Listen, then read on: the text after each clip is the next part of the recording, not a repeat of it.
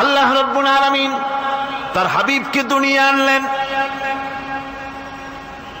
রাসূলের দাদা ঘরের সামনে তাঁবুর সামনে দাঁড়ায়া তায়েফ থেকে আগত সাদিয়া গোত্রের লোকদেরকে বলতেছেন, এই ঘরের ভিতরে একটা এতিম বাচ্চা আছে, বেশি টাকা কড়ি দেওয়া যাবে না, যদি দয়া হয় নিয়ে যাও। গরিব মানুষ, এতিম মানুষ দেখে শুনে কেউ আর নিতে চায় না। সবশেষে এলেন ভাগ্যবতী মেয়ে, ভাগ্যবতী মহিলা হযরতে হালিমাতুস সাদিয়া।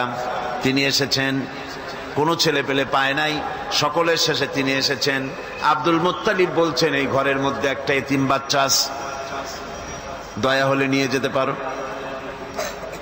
তিনি স্বামীর সঙ্গে পরামর্শ করলেন, এরপরে বললেন, যদি দেখতে অন্তত ভালো হয়, মন যদি ভালো লাগে নিয়ে যাব, একেবারে খালি হাতে ফিরে যাওয়ার চাইতে তো ভালো।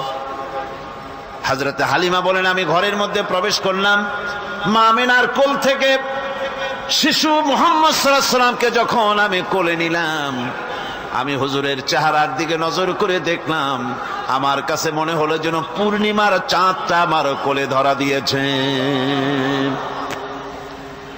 রাসূল কি শিশু মুহাম্মদ সাল্লাল্লাহু আলাইহি সাল্লাম কি যখন নিয়ে বাড়ির দিকে রওনা হলাম, যে গাধা আমার সকলের পেছনে এসেছে, সেই গাধা এখন সকলের আগে ছুটে চলে যায়। এরপরে বাড়ি যখন নিয়ে গেলাম, কুয়ায় পানি বাড়লো, গাছে ফসল বাড়লো, খেজুর গাছে খেজুর বাড়তে লাগলো, জমিনে ফলন বেড়ে গেল। রাসূলের দুধ বোন সাইমা রাসূলকে নিয়ে মুহাম্মদ সাল্লাল্লাহু আলাইহি সাল্লাম তাকে দোলনা নিয়ে দোল দিতেছে। কি আশ্চর্য অবস্থা!